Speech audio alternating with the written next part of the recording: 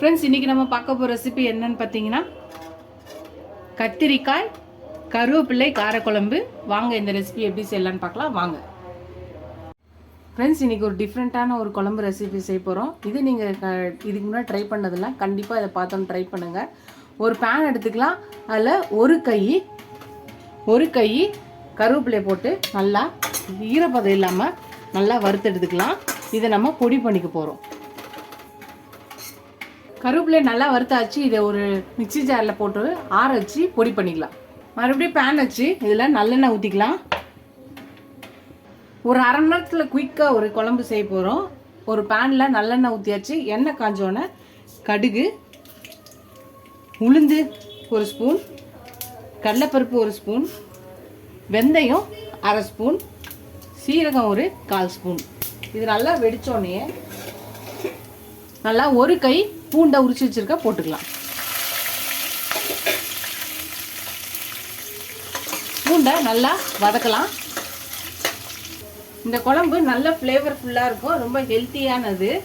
கருவேப்பிலை நம்ம உடம்புக்கு ரொம்ப நல்லது. அது மட்டும் இல்லாமல் நம்ம முடி வளர்ச்சிக்கு ரொம்ப நல்லது.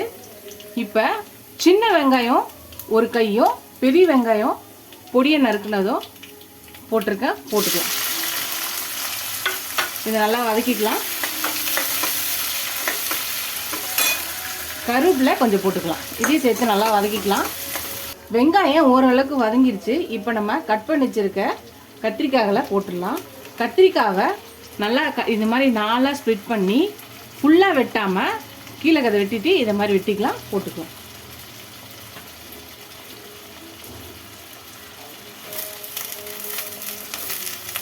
இப்போ இதை திருப்பியும் வதக்கலாம். கத்திரிக்காய் முக்கால்வாசி வேகிற வரையும் இதை நம்ம வதக்க விடலாம்.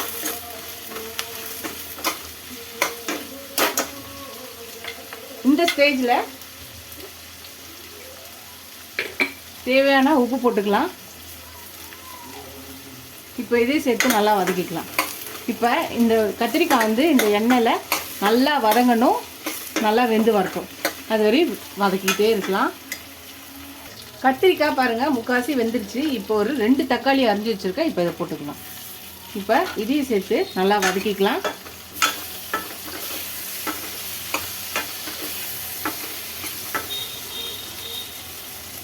இப்போ ஒரு அரை ஸ்பூன் மஞ்சள் தூள் போட்டுக்கலாம்.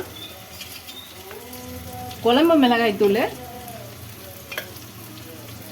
3 ஸ்பூன் போட்டுக்கலாம். உங்ககிட்ட குழம்பு மிளகாய் தூள் இல்லைன்னா சில்லி பவுடர் 2 ஸ்பூனு, தனியா பவுடர் 3 ஸ்பூனு போட்டு மிக்ஸ் பண்ணிக்கலாம்.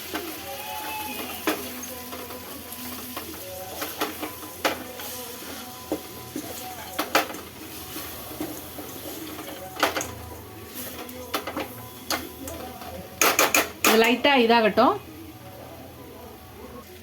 இப்போ இதாகிடுச்சு, நல்லா வதங்கிடுச்சு. இப்போ ஒரு லெமன் சைஸ் புளியை கரைச்சி வச்சுருக்கேன். இதில் ஊற்றிக்கலாம். இதையும் சேர்த்து மிக்ஸ் பண்ணிக்கலாம்.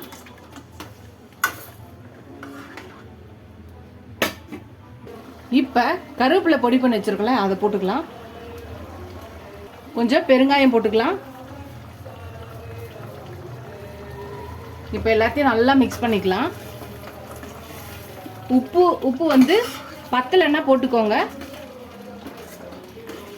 நல்லா மிக்ஸ் பண்ணிவிட்டு இது நல்லா கொஞ்சம் கொதித்து பச்சை வாசனை போச்சுன்னா நம்மளோட கத்திரிக்காய் கருவேப்பிள்ளை காரக்குழம்பு ரெடி ஆகிடும்.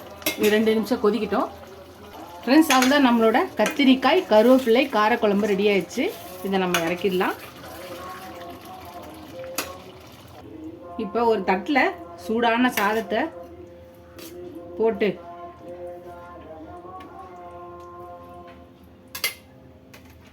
அதில் கொஞ்சம் நெய் ஊற்றி தாராளமாக